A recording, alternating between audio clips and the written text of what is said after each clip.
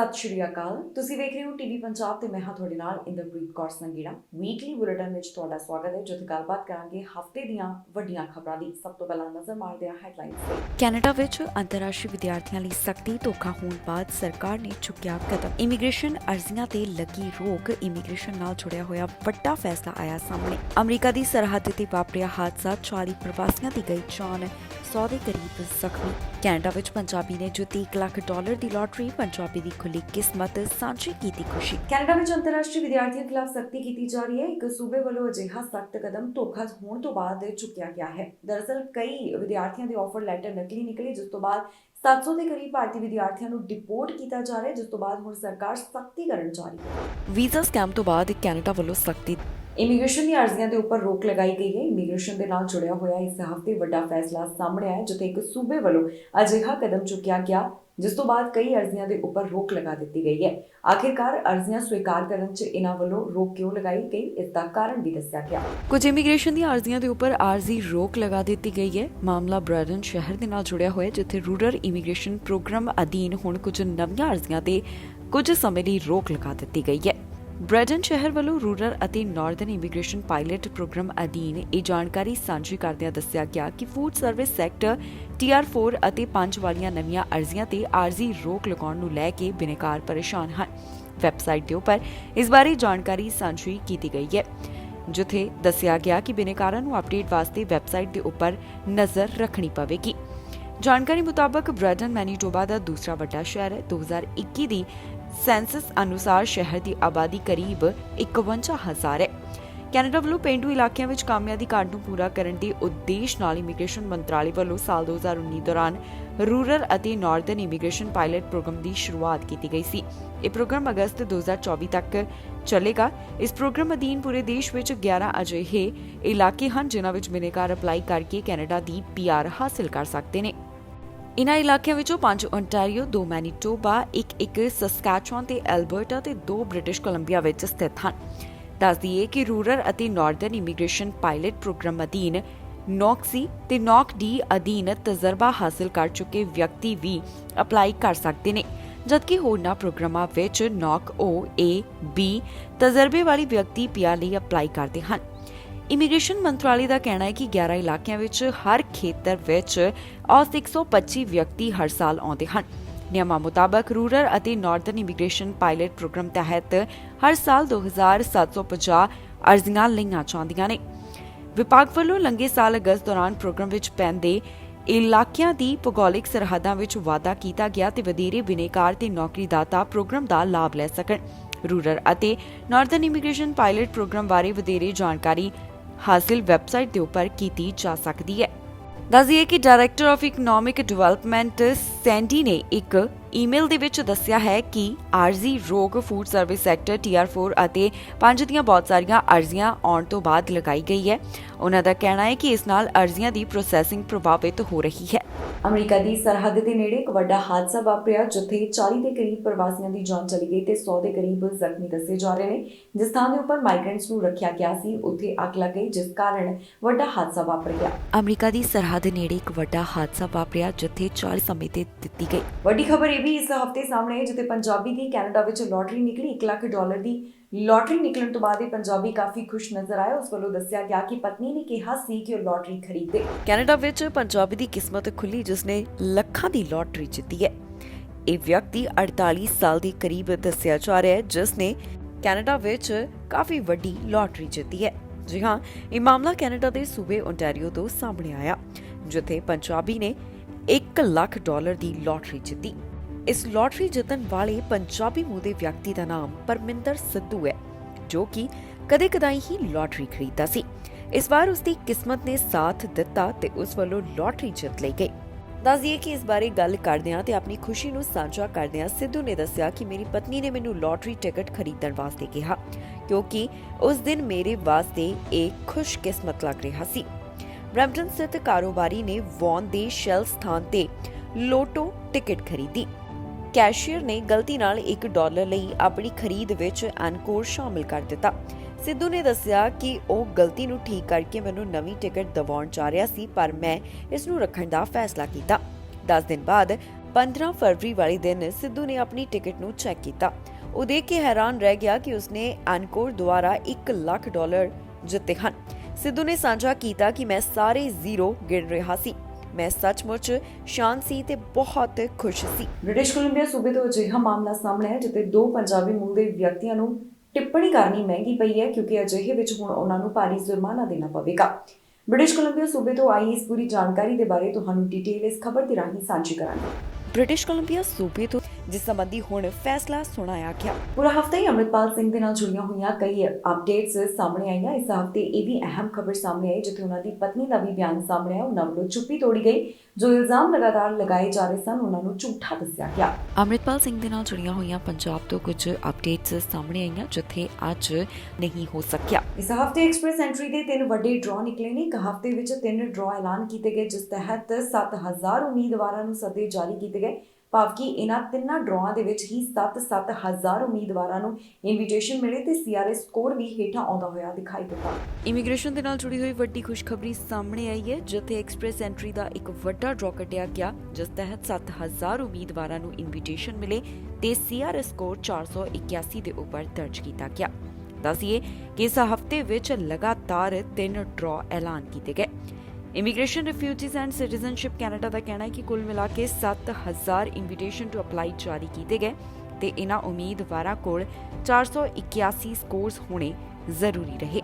ਆਮ ਤੌਰ ਤੇ ਉੱਪਰ ਐਕਸਪ੍ਰੈਸ ਐਂਟਰੀ ਦਾ ਡਰਾਅ 2 ਹਫ਼ਤਿਆਂ ਵਿੱਚ ਕੱਢਿਆ ਜਾਂਦਾ ਹੈ ਜਿਸ ਰਾਹੀਂ ਉਮੀਦਵਾਰਾਂ ਦੀ ਕਿਸਮਤ ਜਾਗਦੀ ਹੈ ਪਰ ਹੁਣ ਲਗਾਤਾਰ 3 ਡਰਾਅ ਐਲਾਨ ਕੀਤੇ ਗਏ ਹਨ। ਇਸ ਤੋਂ ਪਹਿਲਾਂ 15 ਮਾਰਚ ਤੇ 23 ਮਾਰਚ ਨੂੰ ਵੀ ਡਰਾਅ ਕੱਢਿਆ ਗਿਆ ਸੀ। ਇਹਨਾਂ ਦੋਹਾਂ ਡਰਾਅ ਵਿੱਚ 7,000 ਉਮੀਦਵਾਰਾਂ ਨੂੰ ਸੱਦੇ ਜਾਰੀ ਕੀਤੇ ਗਏ। ਭਾਵ ਕਿ ਇਸ ਵਾਰ ਦੇ ਜੋ ਪਹਿਲਾਂ 2 ਡਰਾਅ ਕੱਢੇ ਗਏ ਉਸ ਵਿੱਚ ਕੁੱਲ 14,000 ਉਮੀਦਵਾਰਾਂ ਨੂੰ ਇਨਵੀਟੇਸ਼ਨ ਮਿਲ ਚੁੱਕੇ ਹਨ। ਜ਼ਿਕਰਯੋਗ ਹੈ ਕਿ ਇਮੀਗ੍ਰੇਸ਼ਨ ਲੈਵਲਸ ਪਲਾਨ ਦੇ ਤਹਿਤ ਟਾਰਗੇਟ ਰੱਖਿਆ ਗਿਆ ਹੈ ਕਿ ਵੱਧ ਤੋਂ ਵੱਧ ਉਮੀਦਵਾਰਾਂ ਦਾ ਕੈਨੇਡਾ ਵਿੱਚ ਸਵਾਗਤ ਕੀਤਾ ਜਾਵੇ।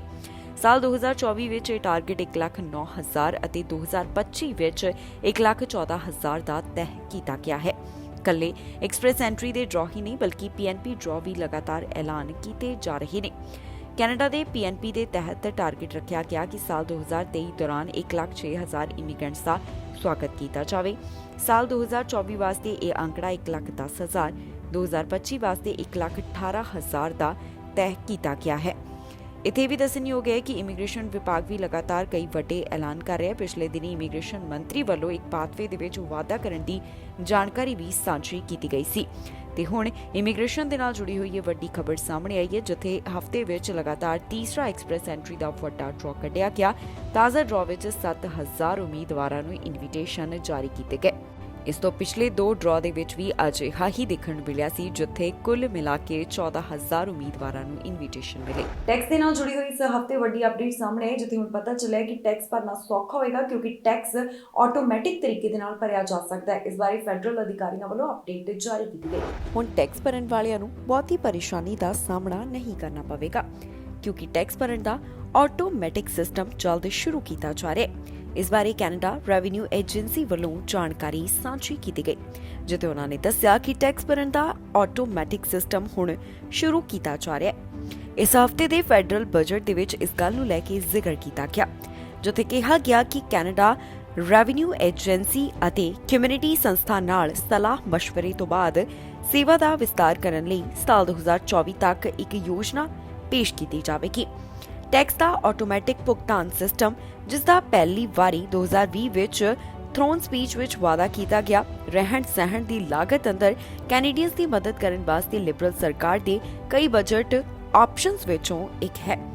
ਮਾਹਰ ਅਤੇ ਵਕਾਲਤ ਕਰਨ ਵਾਲੇ ਕਈ ਲੋਕ ਆਟੋਮੈਟਿਕ ਟੈਕਸ ਭੁਗਤਾਨ ਦੀ ਹਮਾਇਤ ਕਰ ਚੁੱਕੇ ਨੇ।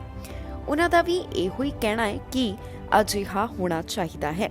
ਕੈਨੇਡੀਅਨਸ ਵੱਲ ਜਦੋਂ ਤੱਕ ਪੈਸੇ ਨਹੀਂ ਹੁੰਦੇ ਉਹਨਾਂ ਨੂੰ ਆਮ ਤੌਰ ਤੇ ਹਰ ਸਾਲ ਟੈਕਸ ਰਿਟਰਨ ਫਾਈਲ ਕਰਨ ਦੀ ਜ਼ਰੂਰਤ ਨਹੀਂ ਹੁੰਦੀ ਪਰ ਫੈਡਰਲ ਸਰਕਾਰ ਆਮਦਨ ਦੇ ਹਿਸਾਬ ਨਾਲ ਲੋਕਾਂ ਨੂੰ ਬੈਨੀਫਿਟ ਦੇਣ ਵਾਸਤੇ ਕੈਨੇਡਾ ਰੈਵਨਿਊ ਏਜੰਸੀ ਤੇ ਨਿਰਭਰਤਾ ਵਧਾ ਰਹੀ ਹੈ।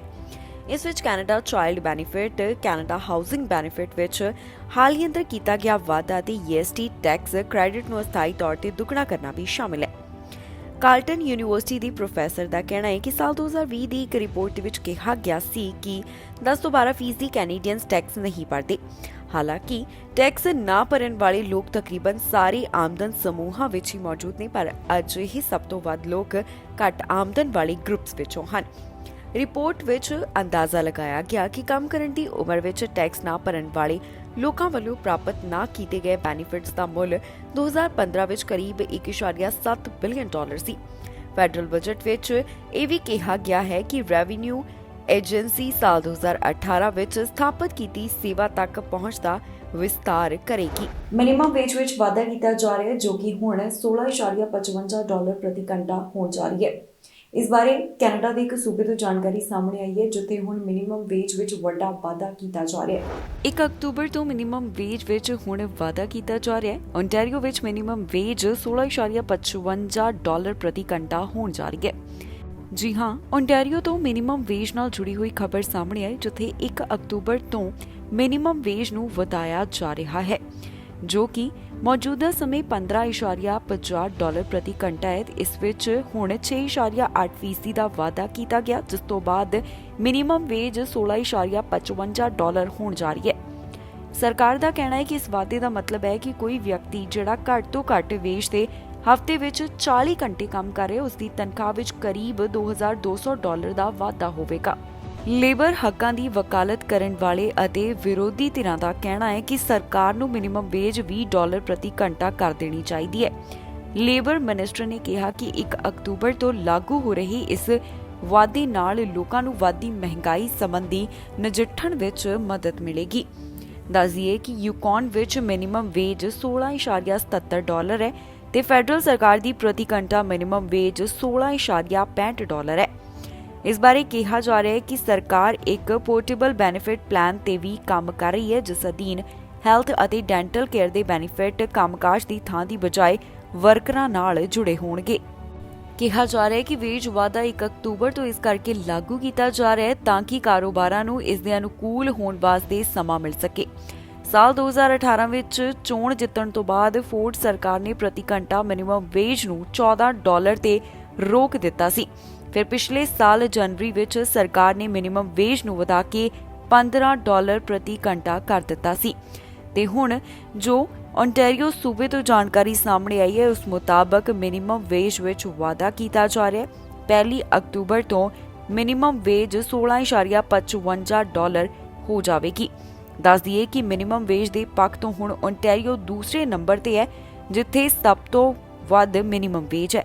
ਅੰਤਰਰਾਸ਼ਟਰੀ ਵਿਦਿਆਰਥੀਆਂ ਨੂੰ ਡਿਪੋਰਟ ਕਰਨ ਦੇ ਮਾਮਲੇ ਵਿੱਚ ਹੁਣ ਵਿਦਿਆਰਥੀ ਪ੍ਰਦਰਸ਼ਨ ਕਰਦੇ ਹੋਏ ਦਿਖਾਈ ਦੇ ਰਹੇ ਨੇ। ਇਹਨਾਂ ਵਿਦਿਆਰਥੀਆਂ ਦੇ ਜੋ ਆਫਰ ਲੈਟਰ ਸਨ ਉਹ ਨਕਲੀ ਨਿਕਲੇ, ਜਿਸ ਤੋਂ ਬਾਅਦ 700 ਦੇ ਕਰੀਬ ਭਾਰਤੀ ਵਿਦਿਆਰਥੀਆਂ ਨੂੰ ਡਿਪੋਰਟ ਕਰਨ ਦਾ ਮਾਮਲਾ ਸਾਹਮਣੇ ਆਇਆ। ਪਰ ਹੁਣ ਇਹ ਵਿਦਿਆਰਥੀ ਕਹਿ ਰਹੇ ਨੇ ਕਿ ਉਹ ਬੇਕਸੂਰ ਹਨ, ਕਿਉਂਕਿ ਉਹਨਾਂ ਨੂੰ ਨਹੀਂ ਪਤਾ ਸੀ ਕਿ ਉਹਨਾਂ ਦੇ ਆਫਰ ਲੈਟਰ ਨਕਲੀ ਹਨ। ਆਪਣੇ ਹੱਕਾਂ ਵਾਸਤੇ ਵਿਦਿਆਰਥੀ ਸੜਕਾਂ ਦੇ ਉੱਪਰ ਉਤਰੇ ਨੇ, ਜਿਨ੍ਹਾਂ ਵੱਲੋਂ ਆਪਣੇ ਹੱਕ ਜਾਣ ਕੇ ਪ੍ਰਦਰਸ਼ਨ ਕੀਤਾ ਜਾ ਰਿਹਾ ਹੈ। ਅੰਤਰਰਾਸ਼ਟਰੀ ਵਿਦਿਆਰਥੀਆਂ ਵੱਲੋਂ ਪ੍ਰਦਰਸ਼ਨ ਕੀਤਾ ਗਿਆ। ਬਹੁਤ ਸਾਰੇ ਵਿਦਿਆਰਥੀਆਂ ਦੇ ਕੀਤਾ ਜਾਵੇ। Students are exploited through the extremely high costs of tuition, vulnerable immigration status, labor exploitation due to restricted work permits, deprofessionalization, devalued work and educational experience, and family separation, among many others, and many more issues. Let's all together oppose the commodification of people for profit. International students are not for profit. We call on support and not punishment. Today, as we are here advocating to stop the deportation of 700 international students, we call on all Filipinos and allies in Canada to support our calls for regularization, which will help undocumented migrants, students, and everyone who are here under temporary permits and are at risk of becoming undocumented. ਦੇਸ਼ ਭੈਣ ਧੱਕੇ ਬਾਹਰ ਮਿਲੇ ਢੋਈ ਨਾ ਤੇ ਉਹ ਨਾਰਾ ਅੱਜ ਪੂਰੀ 1 ਸਦੀ ਬਾਅਦ ਫੇਰ ਅਸੀਂ ਗੁੰਜਾ ਰਹੇ ਆ। ਉਹ ਸਾਨੂੰ ਕਿਉਂ ਲੋੜ ਪੈ ਰਹੀ ਆ? ਉਹ ਵਿਦਿਆਰਥੀ ਜਿਹੜੇ ਇੱਥੇ ਪੜ੍ਹਨ ਆਉਂਦੇ ਆ, ਉਹ ਵਿਦਿਆਰਥੀ ਜਿਹੜੇ ਆਪਦਾ ਬੈਟਰ ਫਿਊਚਰ ਬਣਾਉਣ ਆਉਂਦੇ ਆ, ਉਹ ਸੜਕਾਂ ਦੇ ਉੱਤੇ ਆਉਣ ਲਈ ਕਿਉਂ ਮਜਬੂਰ ਨੇ? ਇਹ ਪੰਜਾਬ ਦੀ ਉਹ ਸਰਕਾਰ ਜਿਹੜੀ ਕਹਿੰਦੀ ਹੈ ਕਿ ਬਾਹਰੋਂ ਗੋਰੇ ਆਉਣਗੇ, ਉਹ ਇੱਥੇ ਪੰਜਾਬ ਦੇ ਵਿੱਚ ਨੌਕਰੀਆਂ ਕਰਨਗੇ। ਉਹਨਾਂ ਨੂੰ ਦੇਖ ਲੈਣਾ ਚਾਹੀਦਾ ਕਿ ਤੁਹਾਡੇ ਦੇਸ਼ ਦਾ ਭਵਿੱਖ ਕਿੱਦਾਂ ਵਿਦੇਸ਼ਾਂ ਦੇ ਵਿੱਚ ਰੁਲ ਰਿਹਾ ਹੈ ਉਹ ਇਹਨਾਂ ਨੂੰ ਝਾਤ ਮਾਰਨੀ ਚਾਹੀਦੀ ਆ। ਉਹ ਨਰਿੰਦਰ ਮੋਦੀ ਜਿਹਨੂੰ ਵਿਸ਼ਵ ਗੁਰੂ ਕਿਹਾ ਜਾਂਦਾ ਉਹਨੂੰ ਦੇਖ ਲੈਣਾ ਚਾਹੀਦਾ ਕਿ ਤੂੰ ਵਿਸ਼ਵ ਗੁਰੂ ਜਿਹੜਾ ਅਖੌਤੀ ਵਿਸ਼ਵ ਗੁਰੂ ਆ ਕਿ ਤੁਹਾਡੀਆਂ ਅਥਾਰਟੀਆਂ ਇੱਥੇ ਨਹੀਂ ਬੈਠੀਆਂ। ਕੈਨੇਡਾ ਬਾਰਡਰ ਨੇੜਿਓਂ 6 ਲਾਸ਼ਾਂ ਮਿਲਣ ਦਾ ਮਾਮਲਾ ਸਾਹਮਣੇ ਆਇਆ। ਇਹ ਸਰਹੱਦ ਅਮਰੀਕਾ ਦੇ ਨੇੜੇ ਲੱਗਦੀ ਹੈ। ਅਧਿਕਾਰੀਆਂ ਵੱਲੋਂ ਇਸ ਬਾਰੇ ਜਾਣਕਾਰੀ ਸਾਂਝੀ ਕੀਤੀ ਗਈ ਪਰ ਪੀੜਤਾਂ ਦੀ ਪਹਿਚਾਣ ਨਹੀਂ ਦੱਸੀ ਗਈ। ਕੈਨੇਡਾ ਇਸ ਦੇ ਨਾਲ ਹੀ ਜਾਂਦੇ ਇੱਕ ਵਾਰ ਫਿਰ ਤੋਂ ਨਜ਼ਰ ਮਾਰਦੇ ਹਾਂ ਹੈਡਲਾਈਨਸ ਤੇ। ਕੈਨੇਡਾ ਵਿੱਚ ਅੰਤਰਰਾਸ਼ਟਰੀ ਵਿਦਿਆਰਥੀਆਂ ਲਈ ਸਖਤੀ ਧੋਖਾ ਹੋਣ ਬਾਅਦ ਸਰਕਾਰ ਨੇ ਚੁੱਕਿਆ ਕਦਮ। ਇਮੀਗ੍ਰੇਸ਼ਨ ਅਰਜ਼ੀਆਂ ਤੇ ਲੱਗੀ ਰੋਕ, ਇਮੀਗ੍ਰੇਸ਼ਨ ਨਾਲ ਜੁੜਿਆ ਹੋਇਆ ਵੱਡਾ ਫੈਸਲਾ ਆਇਆ ਸਾਹਮਣੇ। ਅਮਰੀਕਾ ਦੀ ਸਰਹੱਦ ਤੇ ਵਾਪਰਿਆ ਹਾਦਸਾ, 40 ਪ੍ਰਵਾਸੀਆਂ ਦੀ ਗਈ ਜਾਨ, 100 ਦੇ ਕਰੀਬ ਜ਼ਖਮੀ। ਕੈਨੇਡਾ ਵਿੱਚ ਪੰਜਾਬੀ ਨੇ ਜਿੱਤੀ $1 ਲੱਖ ਦੀ ਲਾਟਰੀ, ਪੰਜਾਬੀ ਦੀ ਖੁੱਲੀ ਕਿਸਮਤ, ਸਾਂਝੀ ਕੀਤੀ ਖੁਸ਼ੀ। ਖਬਰਾਂ ਦੇ ਇਸ ਬੁਲੇਟਿਨ ਵਿੱਚ ਨਹੀਂ ਫਿਲਹਾਲ ਮਨਿੰਦਰਪ੍ਰੀਤ ਕੌਰ ਸੰਗੇੜਾ ਨੂੰ ਦਿਓ ਇਜਾਜ਼ਤ ਤੇ ਤੁਸੀਂ ਵੇਖਦੇ ਰਹੋ ਟੀਵੀ ਪੰਜਾਬ।